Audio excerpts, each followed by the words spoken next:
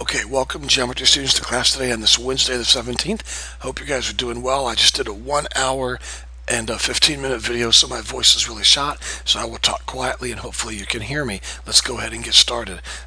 First, I'm going to go really fast because you're going to need most of your time today to take your test in class. We'll probably have a quiz next week, so we'll worry about that later. Go ahead and turn in your review sheet now at this time, if you would, please. Hold on. Stop, students. Stop. Make sure your name is on your review sheet. Please make sure your name is on your review sheet. Number two, don't turn it in if you didn't do the whole thing. Don't turn in the review sheet if you didn't do the entire thing. You're wasting my time when it comes to grading it, okay? So please don't turn it in unless you did the entire review sheet, and then make sure your name is on the review sheet, okay? Incompletes, listen to me carefully, I'm going really fast today.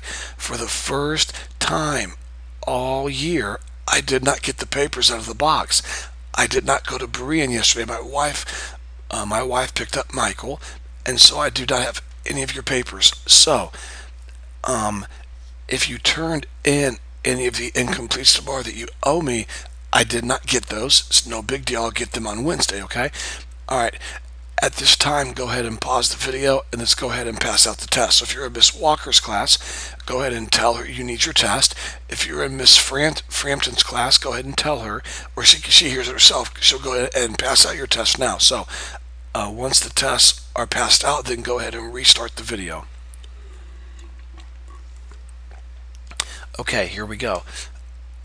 Let's go over your test together. I am putting the test up on the screen. If there's a student at home watching this, it doesn't matter. From now on, I am changing the makeup test. I am changing the test retakes. I'm making new tests. Every time, I don't care how hard I have to work, I want to make sure we get your tests passed back out to you guys within a day or two, and we go over it, okay? So, number one, on a separate sheet of paper, plot the points 1, 4, and 2, 6, and then look for a pattern. Try to find the y value for the ordered pair 3, y. So you plot this point, and then you figure out what the y value would be for 3, y. You're looking for a pattern. Number two, the measure of angle ABC is 88. Point D lies on the interior. Angle ABD is 42. What is the measure of DBC? Draw a picture of this. Draw the angle. Number three, the measure of segment AB is 10 inches. B lies between AC. I tell you the measure of BC is 7. Find the measure of AC.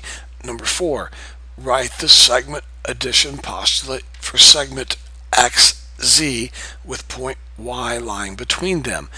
Example, it would just be this. AB plus BC equals AC. Only you're using these letters up here. That's it. That's simple, okay? All right. Number five, on segment HK, J lies between H and K. And then I tell you, HJ equals this. JK equals this. This is right off of your quiz. These are the ones on the quiz that were really difficult. KH equals 129. Find the value of W. Once you find the value of W, then find the measure of HJ. Students, look at HJ. HJ equals 6W minus 5. So, once you find the value of W, put it right here, and then put that number in right here for W, and you'll know what HJ is, okay? Number six, find the distance and the midpoint between these 2 points. So you should know your distance and midpoint formulas. Write this statement in if-then form, okay? Number 8, take your answer that you wrote right here and tell me what the hypothesis is. And then take your answer from up here and tell me what your conclusion is for numbers 8 and 9, okay? All right, moving on. Write the following in if and only if form, okay? So a biconditional, okay? Write this in if and only if form. Then look at this.